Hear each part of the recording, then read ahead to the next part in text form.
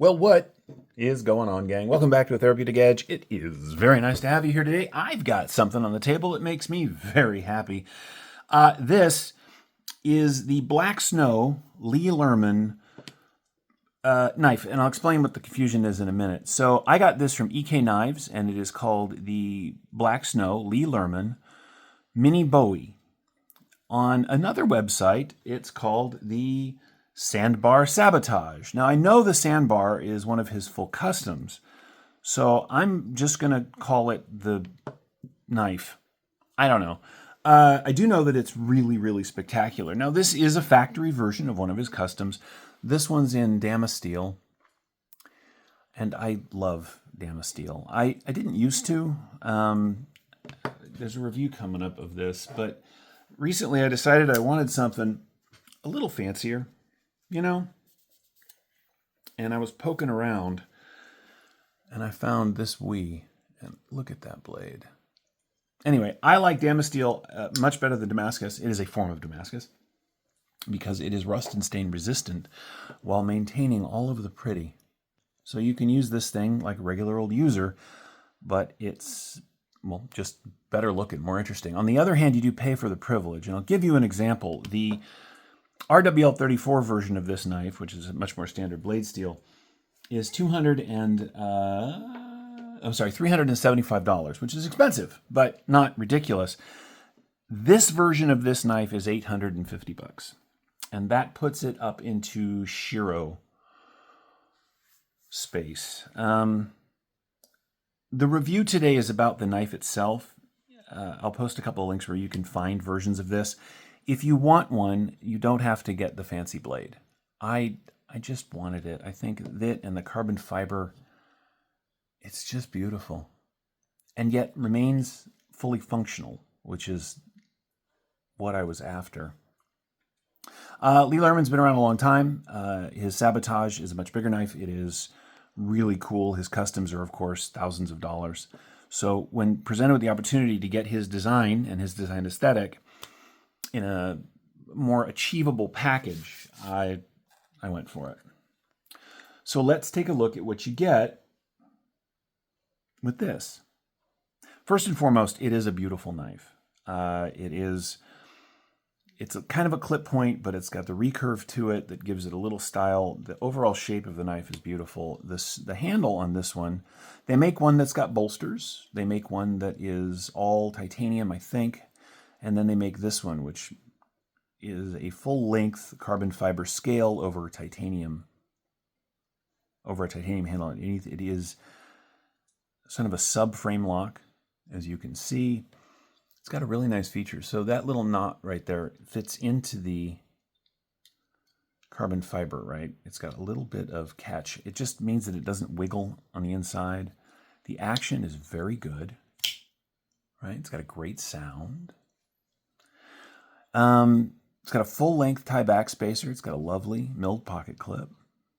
It's running on bearings, of course. This is just a great knife. That blade shape really works for me, and it works as a cutting tool. There's a lot of complaints about recurve. I don't have them. I use a rod system to keep my recurve knives sharp. But more than that, when you're cutting, that little bit of recurve keeps the material where you want it, right? So you dig in a little bit, and then if you rock this, that little U-shape holds the material. It's just a really nice feature. I like a little bit of recurve on some of my knives. Not all of them, but on this one, I think it suits.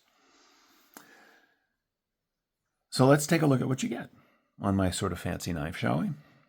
First and foremost, the blade itself is 3.5 inches long. Little, because the plunge, right? So the blade ends at the same spot at this little peak. So we're looking at 3.5 inches of, in this case, Damasteel or RWL-34. Grip area from behind that flipper is coming in at 3 3/4. So I have just a hair of knife sticking out the back. I'm a big fan of this shape, right?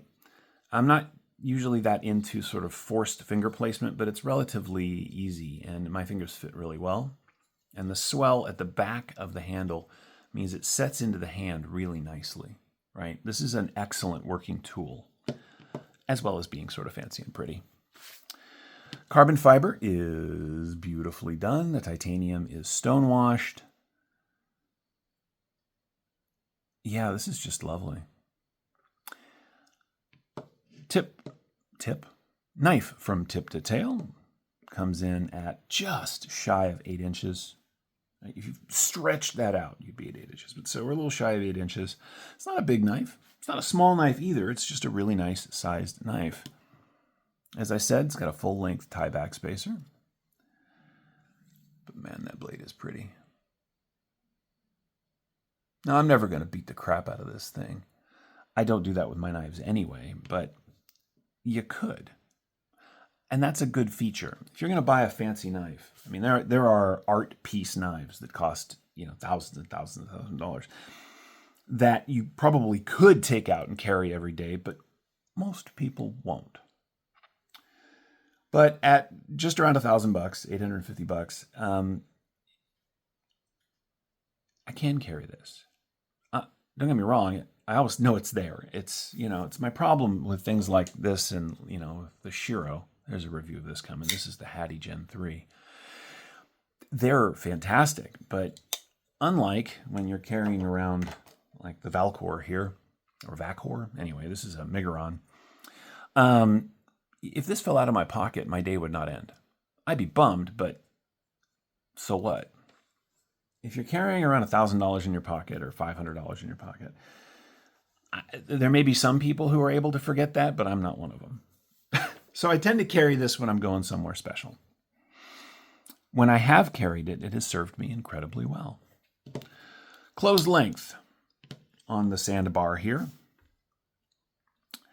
4.5 inches. Nice size. In the pocket, there is a fairly aggressively jimped flipper, so you're going to know that's there. But we're talking about a little over 1.25 inches at its widest. It sits in the pocket really well. Now the clip is deep carry-ish. You got about that much knife sticking out, which isn't too bad. There is a lanyard hole. If you, lanyard, I don't. But that's okay. Let's do some size comparisons with some other things you may be sort of familiar with. Here it is against the ever-present bug out, as you can see. The Blacksnow Mini Bowie or Sandbar Sabotage is bigger. How about a PM2? PM2 is bigger, but not enormously so, and you get a lot more cutting on the Lerman design here. What else do we have on the table? It's interesting.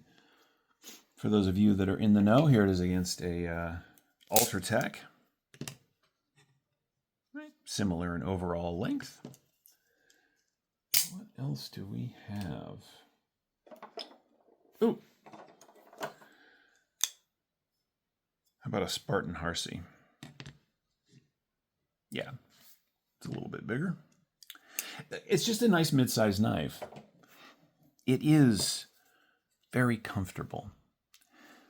Having held this, if I was going to invest a couple of $1,000s in a single knife, I might chase down one of Lee Lerman's designs because this would scale up really nicely, right? It's just a really nice knife. Let's weigh it out, see where we come in at, if you don't mind.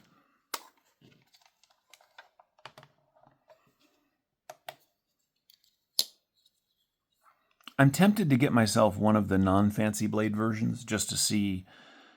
All right. 4.3 ounces. Not bad. I mean, it's got relatively thick titanium underneath there. It's a decent slice of the Damasteel. Let's get out the magic calipers and see where that falls. These are the cheapest calipers. These things were... Anyway. But, we're not doing science here. 3.4 millimeters or 130 thousandths of an inch. Not too bad. It's funny. I post pictures on various Facebook groups and other sites, and somebody mentioned this thing. They mentioned the Sandbar, which is the name on the other website. And that's what inspired me to go poke around. And my first instinct was $375. I mean, that's, whatever.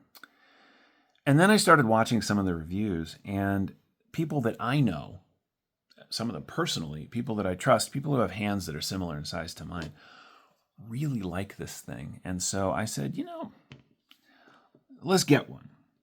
And then I said, but if we're going to do it,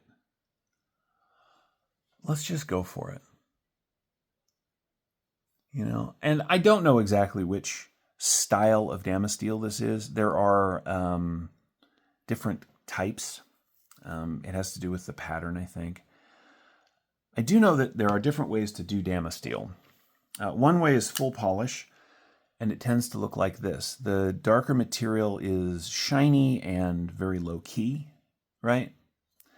The other way is to leave the dark stuff, it's almost textured, like it's rougher than the polished parts of the Damasteel. And it gives it a lot of, I'm going to have to use the word texture again. It gives it a lot of texture, both visually and physically. I think it's really cool. I love that you can see the line like right down the center.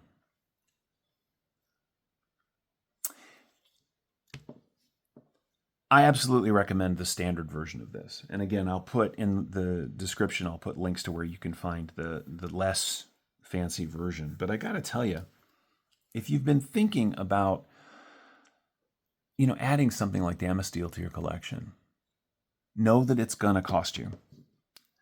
A $250 knife is $700. A $300 knife is $800. They really charge you for the privilege. But